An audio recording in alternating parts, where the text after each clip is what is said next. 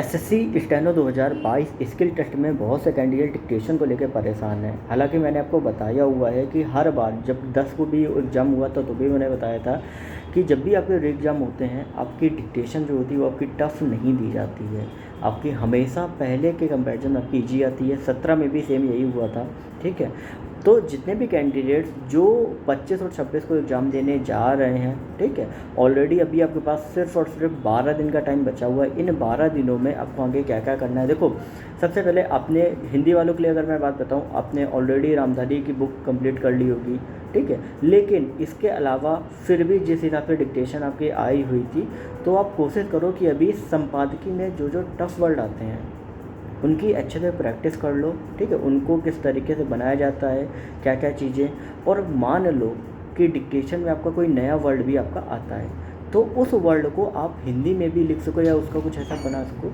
ये चीज़ आप मेंशन कर दो, ठीक है। क्योंकि ये चीज़ें जो हैं वो आपके लिए बहुत ज़्यादा इम्पोर्टेंट होती हैं, क्योंकि जिस टाइम पे आपका डिक्टेशन बोली जाती है उस टाइम पे कुछ नए वर्ड है। हर डिक्टेशन में आपके लगभग 10 से 15 वर्ड आपके नए होते हैं और वो रिपीट होते हैं। तो वो वर्ड को, जैसे इस बार बेरोज़गारी पे आया था तो विशिष्ट बेरोज़गारी, इस तरीके से कुछ वर्ड आपके आते हैं तो वो उनको चाहे हिंदी में भी लिख सको, उनको इस डिक्टेशन में उसी तरीके से डिक्टेशन आप लो। अभी जो डिक्टेशन ले रहे हो ना वो ऐसे लो जिनमें टफ वर्ड आए, जिनको आप करने की प्रैक्टिस कर लो, ठीक है। दूसरा, अभी आप संपादकीय से ऑलरेडी आप लिख रहे होगे वर्ड, ठीक है। अगर आप नहीं कर रहे हो तो अभी 12 दिनों में मेन संपादकीय जब आप पढ़ रहे हो ना तो उसमें मेन जो टफ वर्ड है उनको अंडरलाइन करके उनको एक जगह पर लिख लो, उनकी प्रैक्टिस करो। ये आपका नेक्स्ट जो 2023 में भी आपका काम आएगा, इस वजह से मैं आपको बता देता हूँ। आपको और ज़्यादा फाइन तरीके से आपको स्टेनो जो है वो आपको लिखना है, जिसकी वजह से संपादकीय में टफ वर्ड की प्रैक्टिस करना बहुत ज़रूरी है।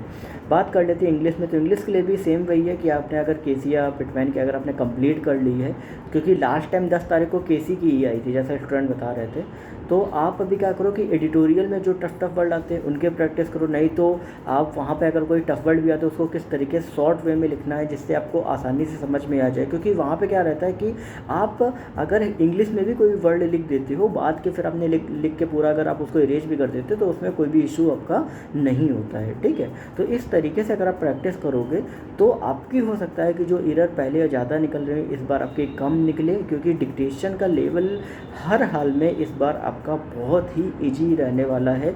लास्ट टाइम के कंपैरिजन से आपका कम ही रहेगा, ठीक है। तो आप इस बारे में बिल्कुल भी परेशान मत हो, क्योंकि लगातार कई कैंडिडेट्स ऐसे होते हैं जो परेशान होते हैं, ठीक है। और दूसरी चीज़ की कुछ कैंडिडेट कहेंगे कि भाई 2017 में ऐसा था वैसा था। 2017 का मैंने भी दिया हुआ है, डिक्टेशन का लेवल इतना नहीं था। कई कैंडिडेट्स कहेंगे कि एग्जाम में लेवल रहता है। मेरे अकॉर्डिंग अगर आपने डिक्टेशन अच्छे से आप लिख लेते हो, 80 वर्ड पर मिनट के ऊपर आती है, तो आपको बिल्कुल भी दिक्कत नहीं होगी इस बार भी री एग्जाम में, ठीक है। तो बिल्कुल भी परेशान मत हो।